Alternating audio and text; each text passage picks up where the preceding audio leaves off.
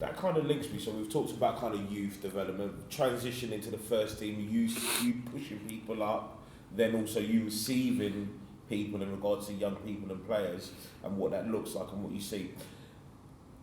What you just talked about before in regards to kind of those kind of senior players kind of leads me on to talking about staffing and kind of what people you've had around you. So you talk about in your earlier days in regards to, let's call them mentors, Peter Taylor, Robbie, in regards to your mentoring type people around you. Was that sort of still in your forefront when you kind of went into, I'm the manager now? I give that advice to people. We talked about that as well in regards to apprentices you had, who you've developed. But in regards to staffing, what does that look like for you to support the environment for in a youth environment or in a senior environment? Well, I had the best CPD ever, because when I became manager of Stevenage, they gave me an advisor, and they gave me Glenn Roeder, who's managed Newcastle, West Ham, worked with Hodder with England in the World Cup when Michael Owen went past 900 players and smashed in the top corner. And I had him for 2.5 years, and I've still got him, because I still speak to him 2 or 3 times a week, because he still takes me to school every time I speak to him, because he's got this resource of knowledge, and he's got this resource of toughness. I mean, I remember one day I was having a particularly bad time at Stevenage, and I drove in the car park, and there was a dozen fans there, and there was a bit of a campaign to get me the sack, right? So they've got like this banner, Sarll out and all that mumbo jumbo.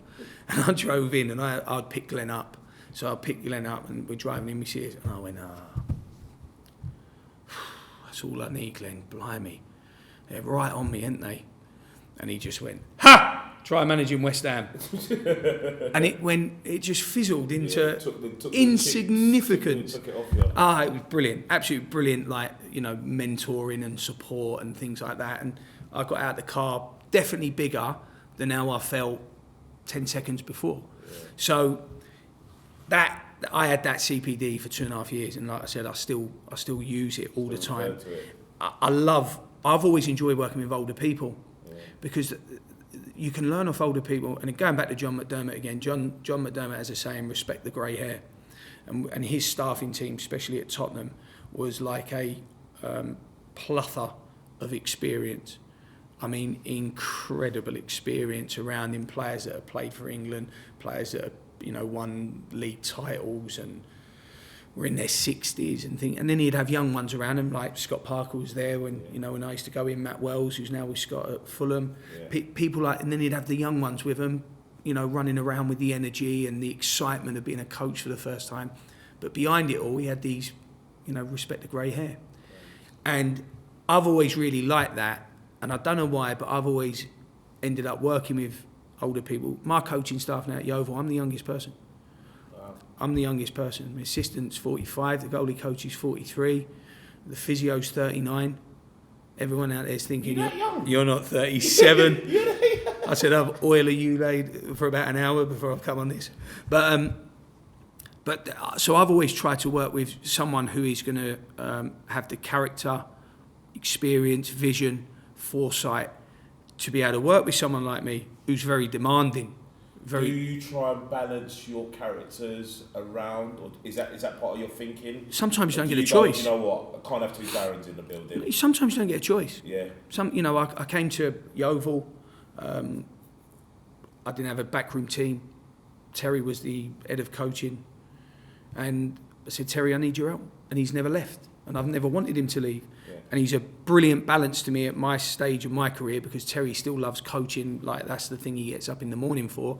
And my job is to be a manager rather than a coach full time now. So he's perfect for me in that sense. Great experience, been a manager, been a player, been a coach, been a developer. So he's had all these types of experiences, and a really resilient guy. So if at any point, we hit bumps, which we do all the time in a season, he's got that strength. Come on, let's keep pushing. Just keep pushing. We'll get there. We'll be fine. And they're the types of people. I think younger people will always look to reinvent the wheel. I certainly did. Yeah. I remember when I was first appointed at Stevenage, I had my strategy and my philosophy of, and that's how I used to speak. And we're going to play this, and we're going to do that. and after 9 games, I'd won 2. So my philosophy ain't very good Yeah. because I won 2 in 9. And then, you know, you work through it and you work around it. But going back to Watford, the staffing we had there was incredible, you know, right at the end. I mean, we had Gavin Strachan, who's now at Celtic, Graham Stack, I brought into the club. Hayden was there, but, you know, has done fantastically well. Tom Hart was as good as I've seen. Jimmy Martin is a first-team manager in the future, without a shadow of a doubt. So we had brilliant staff. We had you, we had Nath. We had a brilliant staffing team full of expertise and knowledge. But the best thing that we did is we did everything together. Nothing was departmentalised. We did everything together. And I think that's the key for me when I work with any team. I think going back to what you kind of talked about in terms of developing a family, I think that's probably where you go with it. You go, listen, I want everyone round it. I want everyone involved. Yeah, you know, involved. Social is really important. Yeah. I spend more time with Terry than I spend with any family member because I'm with him 12 hours a day, all the time. So I socialise with him, I work with him professionally. But when I was at Watford, I did the same with the players at Watford. With the staff at Watford. And when I was at Stevenage, I did the same with Glenn Road and Nicky Shorey. I was with them all the time. I socialised with them. They became my family. They become my world. Because we're in such an intense environment, you know, you have to build that. I'm really big on that, and I do look after my staff. People can say whatever they like about me as a character, as a coach, or as a football man, or dad, or whatever.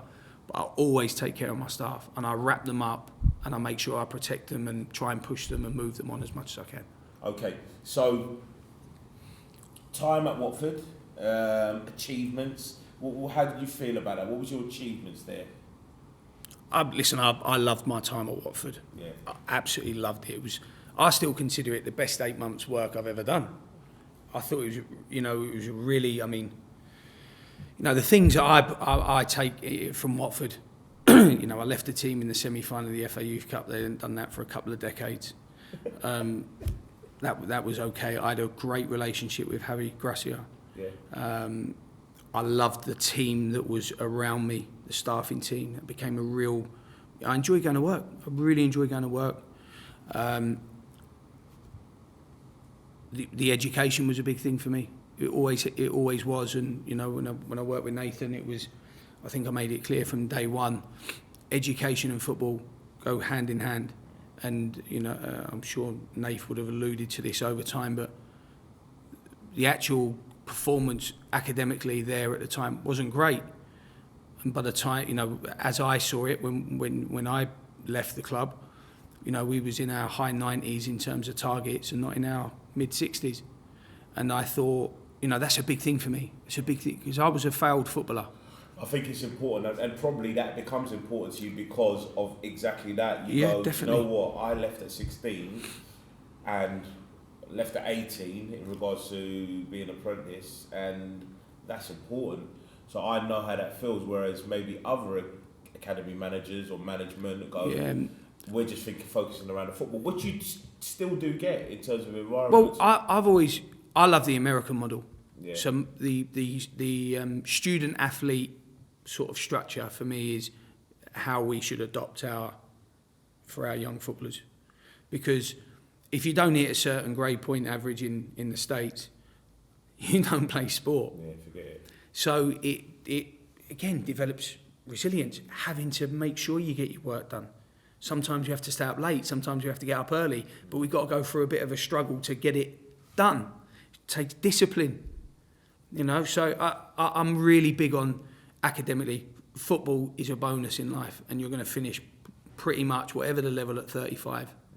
So you've got to have these foundations that are not going to finish at 35. They're going to last you a lifetime. And, and that's my parents, sort of values bringing me up there, because I didn't touch a ball unless I'd done my schoolwork.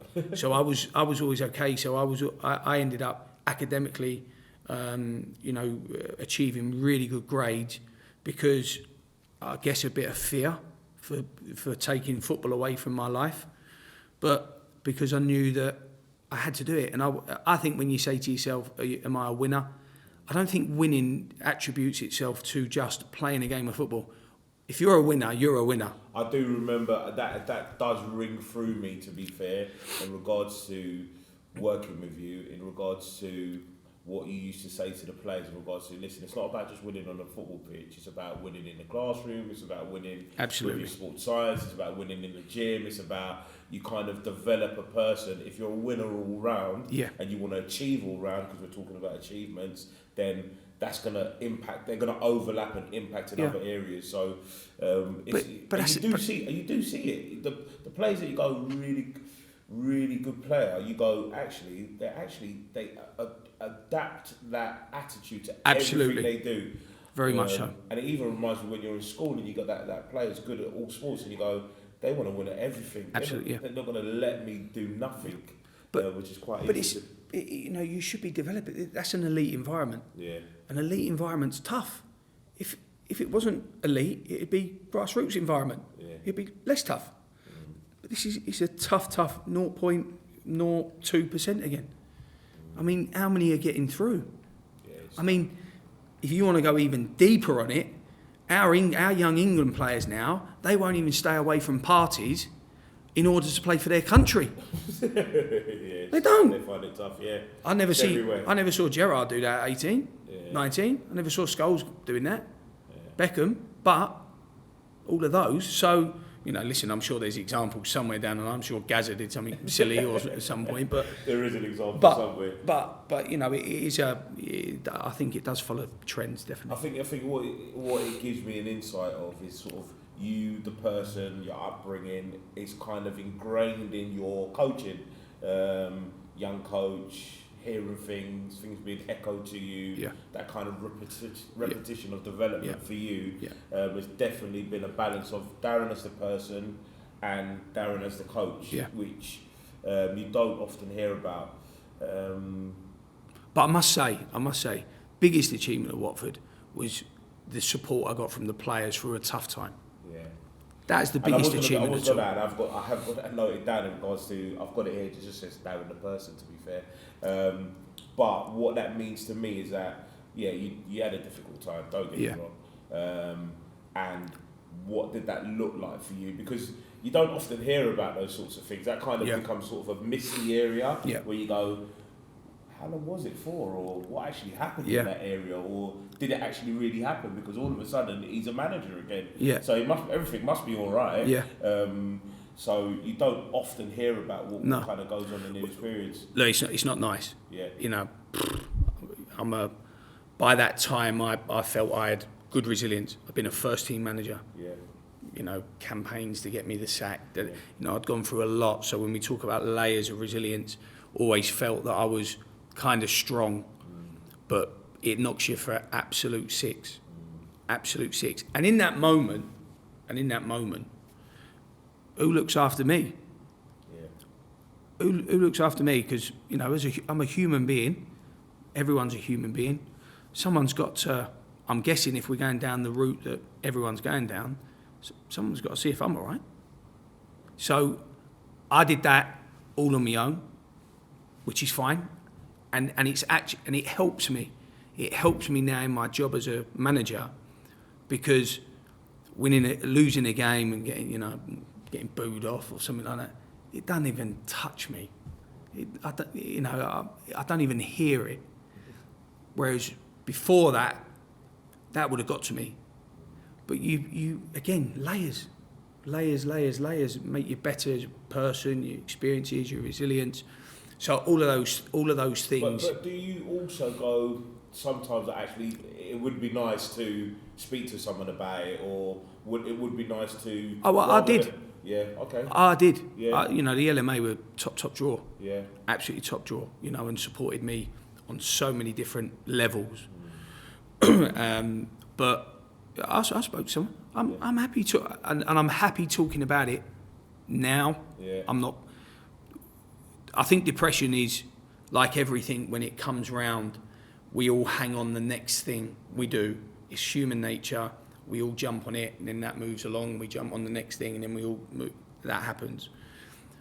And I wouldn't say I was depressed, because there are people with that illness that are seriously ill through depression. Yeah. But it didn't feel very nice in the morning. It certainly didn't feel very nice. I was very lucky at the time that I had so many friends in football that I kept myself busy, and I went and watched training at places. I went, I was always with Paul Tisdale and Matt Oakley at MK Dons, and I could go into Stevenage if I wanted to, and I could, I had huge support network. I mean, professionally and personally. But you still have to go through it on your own. I'd see my name in the paper. I'd see my name on on articles and things like that, which that shouldn't really have happened. If we're dealing with the human being, it should have been a closed shop, really. But I'm a better manager for it now. I'm a better person for it now. I think that's important to hear, really, and it's quite interesting in terms of you talking to people about it in regards to support for yourself, but also keeping yourself busy, because what you're going through as an individual, it's just, you never hear those things. Those things are not often said. No. Yeah. No. For whatever reason, Yeah. I feel like it's the environment that does that to you sometimes. So but it can suffocate you. Yeah. And I've had so many people who've gone through what I went through, by the way. But I went through it at a Premier League club. That's kind of the difference. Yeah. And so many people ring me up who are going through it. And let me tell you, there are hundreds going through it every week. Hundreds. Some are in the wrong, some are in the right, whatever. But it is rife. So when I get those phone calls, I feel I'm in a pretty good place to calm someone down, reassure someone. It will be fine. Life will not end. It will be fine. You just got to move through. It's just another challenge that we get, and we all get challenges. Like one of my old scholars is having a real challenge. When I think, at the time when I'm going through it, I'm thinking to myself, is this really a challenge? I've got an ex-scholar that I speak to every 2 or 3 days. He's got cancer in his leg. Wow. And he's going through life-saving treatment on a weekly basis. I'm going through a difficult time. It will pass, but I'm going through a difficult time. And when you put things into context, it's always about contextualising things to people. They're the people that are really having battles out there. And, and they're the ones that need our support, in my opinion, hugely. So, but, it happened. Again, the biggest thing, some of the players, some of the things the players sent me during that time, some of the photos, there was a thing that they were doing when they were scoring goals and things like that, blew me away. Absolutely took me off my feet. I was so humbled by their consciousness of what I was doing. Incredible, absolutely incredible. And they're, and maybe one day they're the ones that will come into that little group that they'll become coaches that I've got, Yeah. and they'll work for me or they'll play for me or something like that. But I really enjoyed it.